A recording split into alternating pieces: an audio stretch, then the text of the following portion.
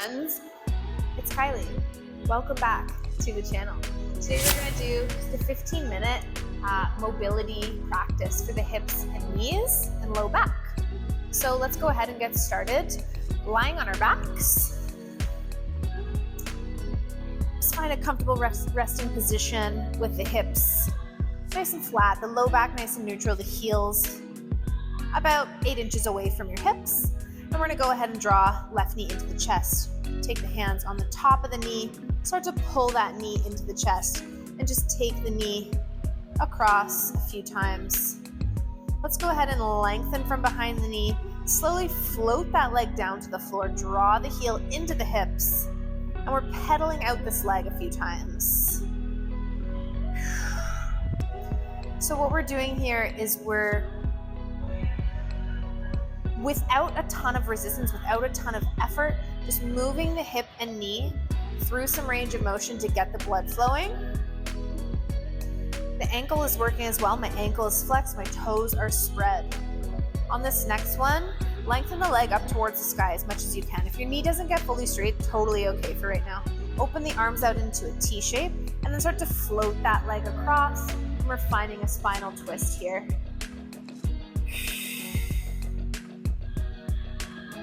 Really great to start a mobility practice with a spinal twist, sort of separating top body from lower body, connecting into the midsection, connecting into the spine.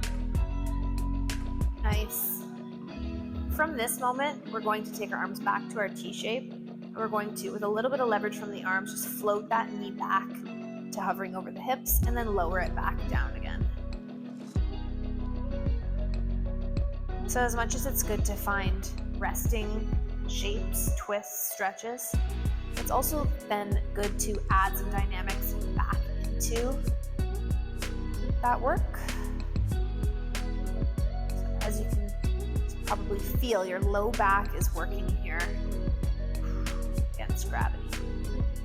Go ahead and kick out the knee up and down, and then shake it side to side. Nice. Exchanging left leg for right leg, floating right leg up, and then drawing knee into chest, compressing hip flexor, softening hip flexor, moving the knee side to side, allowing the belly to go completely soft, allowing the breath to flow. Let's find that pedaling action with the leg, floating it down, drawing heel into hip, elongating the knee. Again, doesn't have to be perfectly straight. We're just passing the leg through hip and knee range of motion. May or may not be full range of motion. And on this next one, we'll float the leg into an elongated position, and then we'll allow it to float into that spinal twist on the opposite side. The shoulder pops up off the floor, we're going to slowly float that shoulder back down to the floor. Enjoy that nice twist through the midsection. Inhale, exhale here, soft belly, soft low back. And then let's go ahead and add some dynamics back into that. So floating the knee up over the hip, and then allowing it to float back down to the floor. Bringing it up and in, and then bringing it back down again. Hovering, letting it relax. One more. And then using that low back to bring you back to center. Bring the left knee in to meet the right, grasping underneath, finding a right wrist connection with that left hand. Knees come into the front of the chest, hips rock side to side. Massage your low back with the floor. Nice. Let's go ahead and roll ourselves up to seated. And we're going to situate ourselves with the legs out in front of us, spreading the flesh of the glutes away to reveal the sit bones. Sit right up tall into your sit bones. Start by finding your posture here. This alone is a lot of work for the hip flexors, so this might be enough for you today. Let's take a side bend up and over. Let's reach the left fingertips away, and let's open and reveal that left side body, the lats, the armpit, yawning the armpit open to the ceiling. Find some gentle movement in the head, neck, and spine.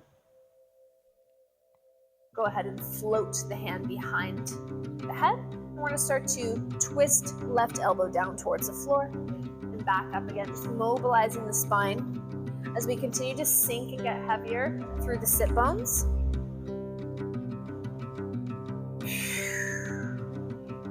Inhale, exhale. And then folding and holding in this twisted position. Let the hand find the floor. Continue to drop into that left sit bone. Nice. Let's retrace our steps. Come back through that high elbow, through that side bend, and then up through the center. Bring right arm to meet left arm. High up on the sit bones. Loosen up head and neck. Left hand floats to the floor. Side bend here. Revealing right lat, right armpit to the ceiling. Staying soft in the jaw, soft in the face and the neck. Opening up here. Nice. Float the hand behind the head. Start to rotate right elbow down towards the floor. Twisting, rotating. You should feel a stretch across the back of the right shoulder, underneath the shoulder blade, across the top of the shoulder. On this next one, let's hold in the twist. Let's pour a little more weight into that right sit bone. Oof. Nice stretch, nice twist across the mid and upper back. Nice. Retracing your steps, elbow goes high, side bend, and then coming back up to tall sit bones.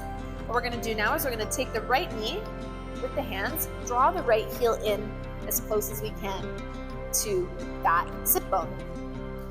Using our shin for leverage, holding onto that leg, we're going to lift and lower the left leg a few times. So the leg doesn't have to go high here. It might just float an inch or two off the floor. And you're going to feel that quad lighting up. You're going to feel that hip flexor getting stronger. You're going to try to stay nice and active through the ankles, spread the toes. You're going to try to roll the shoulders back and down and stay long through the back of your neck. Let's do 2 more here. Let's lift and hold for 5, 4, 3, 2, and 1. Let's see if we can exchange legs with no hands. So reach the hands up high, bring that left foot in, and right leg out. Easier said than done. Holding onto the front of that left shin. Here we go. Floating the right leg. Active flexion through that right ankle, spreading through the toes, opening up through the collarbones. Posture is immaculate. I'm imagining pressing the back of my head into a wall behind me. You can even try this sitting up against a wall for a little extra support. We're feeling that hip flexor, that quad. It's stronger. Last 2. Lift and hold for 5, 4, 3, 2, and 1. Good. Exchanging legs with no hands once again. Right leg in, left leg out. This time we're adding rotation into the mix. We're lifting, we're rotating from the hip, we're lowering, and then we rotate back. Lift in this active position, and then rest as you rotate back to center. Breathing as you go.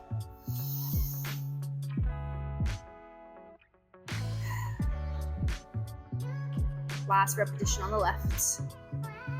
Good, let it go. Exchange.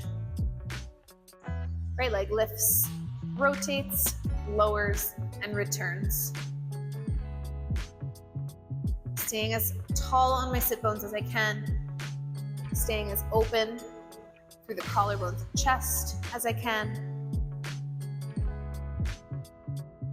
Last 2 reps. Lift, rotate, lower, rotate back. Nice. Bring right leg in to meet left. Place the hands behind the hips. So supporting yourself with the hands. I'm up on my knuckles. I'm just going to let my knees fall open to the side a few times. Closing and opening like a book. Allowing some passive range of motion here. So Left knee stays open to the side. Left foot comes across towards my right hip. Right leg lifts up and tucks behind me. I'm in this 90-90 position. We're gonna start on the fingertips. We're gonna do some fingertip push-ups here. So as you lower your torso down to your calf, down to your shin, take note of the angle of the shin. How close is the foot into the hips versus how far away is going to change how much you're feeling this stretch in your hips. We're going to try to stay active through the ankle and through the toes here, so pressing that into the floor. So we're protecting the knee joint. Okay, so really press that pinky toe side of your front foot down into the floor. Last rep with hands here. We're going to continue with no hands. This is a lot harder. Float the hands behind the head. Try a couple reps here. And an alternative to try is to come down with no hands, but come up with the hands. So that's your middle alternative. Or you can try tapping the elbows and coming up without using your hands. Very hard to do. Actively pressing that front leg into the floor, isometrically stabilizing through the external rotators on that left leg. Last rep here. Let's lower ourselves down. Let's take a passive stretch in this position. Just cactus the arms. Let the torso hang onto the leg. Take some nice deep breaths. Enjoy a nice stretch there. Bring the hands a little closer. Help yourself out of that. So we're going to stand flat on the left foot here. We're going to bring that heel a little bit closer. We're going to use our hands to tuck our right foot underneath our hips. Again, easier said than done. Okay, let's bring our hands a little closer and let's start to dip the knee forward. So letting our hips relax onto our heel. As you get more comfortable with it, let the knee come a little bit further forward. It's a nice big toe stretch. And on this next one, let's hold for 5, 4, maybe you can get that knee all the way to the floor. 3, 2, and 1. Good. Bring it back down.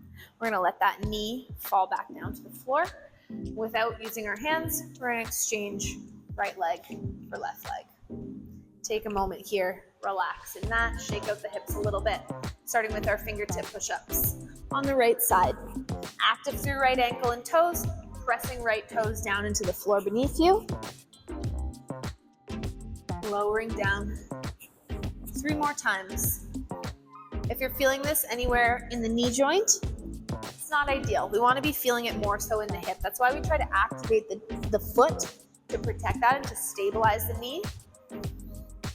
What you can try to do is bring the foot a little closer and just lower yourself maybe more like halfway if it's feeling too much in the knee. Let's start to move into hands-free or modified hands-free. Elbow taps. You start to really notice differences between right and left side body. For me, this motion is a lot harder on my right side. And I know that about myself. I know my right hip rotation is a little weaker than my left. And on this next rep, we'll relax at the bottom. Cactus arms, passive stretch here for 2 breaths.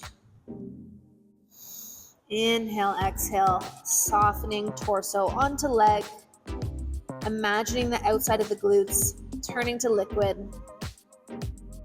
Let's slowly let ourselves out of that. And let's bring ourselves standing onto that right foot, knee over ankle, tucking left foot underneath the glutes, supporting with the hands. Starting to dip that right knee forward. Coming high up onto the toes. If it feels awkward, it is. This is part of the mobility practice, is that we find our way in and out of awkward positions or rare positions that challenge the mobility of the joints in the body. And over time, as we practice those patterns, they become smoother, less awkward, less clunky. Let's reach forward and hold.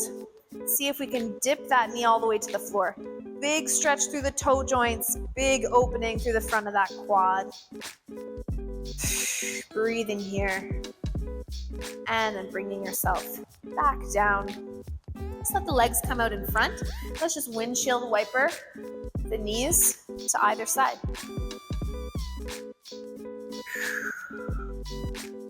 So bringing that right leg in front again, we're going to try with either fingertips on the floor or hands free, or a combination of both. Just what we did before, just exchanging right leg for left leg a few times. Just working on utilizing the legs, strength that we have in the hips to pass through these awkward seated positions. Nice. Good.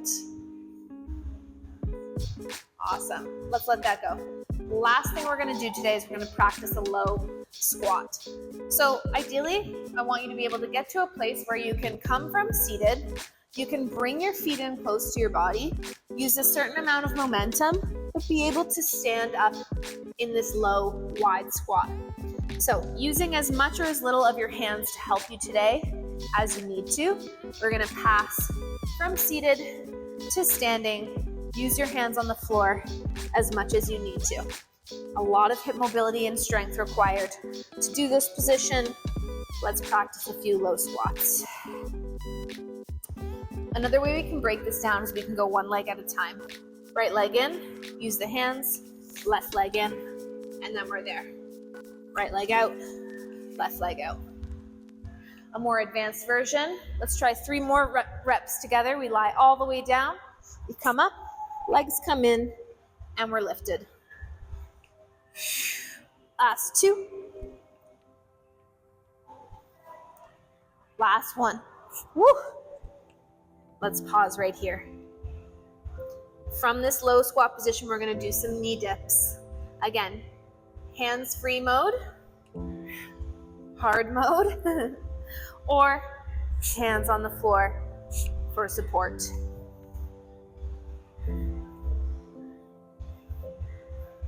Two more on each leg. Pressing pinky toe into the floor. Last one. Good.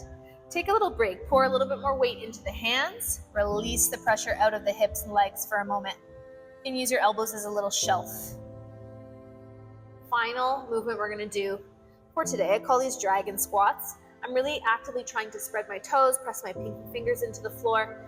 I draw weight into the hands. I drop the head. I start to lift the hips. I start to straighten out the legs, curl up through the spine.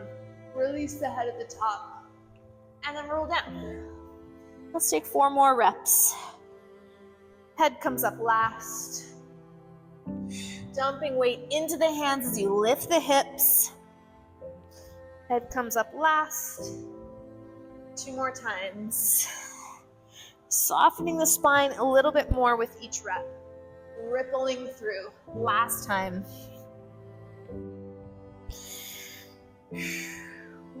All the way back down. Take up one last pause in this deep squat. Go ahead and just fall off the feet back on to your hips. Shake the legs out. And we're going to end it there for today. So thanks for stopping by. Hopefully you can integrate some of these movements into your movement practice in some way, shape, or form. Don't forget to hit that like button, subscribe if you want to see more content coming out, and check out my channel for all sorts of different movement modalities and movement ideas to integrate into your at-home practice. Thanks for stopping by. See you in the next video.